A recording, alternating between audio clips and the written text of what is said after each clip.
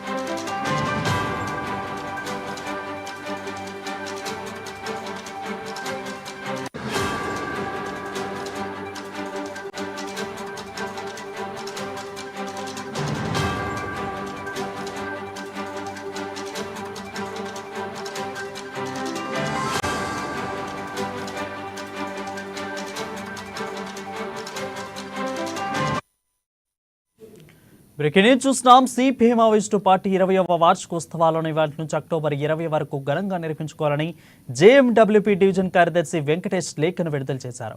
ఇక మావోయిస్టు పార్టీని నిర్మించాలని కేంద్ర రాష్ట్ర ప్రభుత్వాలు కుట్ర చేస్తున్నాయని లేఖలో వివరించారు. అలాగే ఆ కుట్రలను తిప్పుకొట్టాలని పిలుపునిచ్చారు. దీనిపై మరింత సమాచారం వరంగల్ నుంచి మా ప్రతినిధి స్వామి అందిస్తారు. స్వామి, చెప్పండి. రైట్ వరుణ్, ఇప్పటికీ మావోయిస్టు పార్టీ అంటే ఆవిర్భవించి ఇప్పటికంటే 20 సంవత్సరాలు కాలం అవుతున్న నేపథ్యంలో ఇప్పటికీ 20 సంవత్సరాల వ్యవధిలో కూడా కొన్ని ప్రాణ త్యాగాలు చేశారు. కామ్రేడ్స్ అయితే కొంతమంది అమరులు అయ్యారని చెప్తున్నారు. ప్రస్తుతానికైతే కేంద్ర రాష్ట్ర మావోయిస్టు పార్టీ అయితే లేఖ విడుదల చేశారు.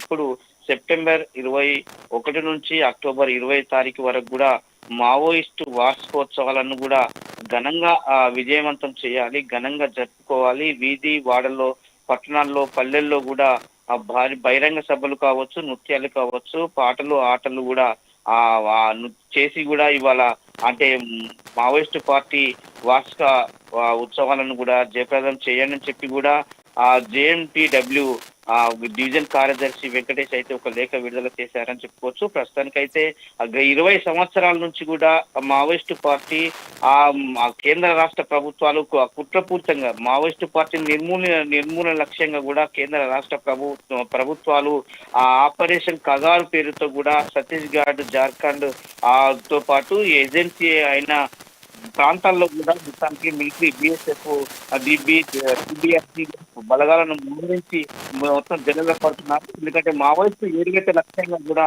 ఈ ఆపరేషన్ జరుగుతున్న నేపథ్యంలో కూడా మొత్తాన్ని దాన్ని నిర్మూలించాలని చెప్పి కూడా ఒక లేఖలో పేర్కొనడం జరిగింది. ఇప్పటికీ మావోయిస్టు పార్టీ అయితే చాలా వరకు కూడా ప్రాణత్యాగాలు చేశారు.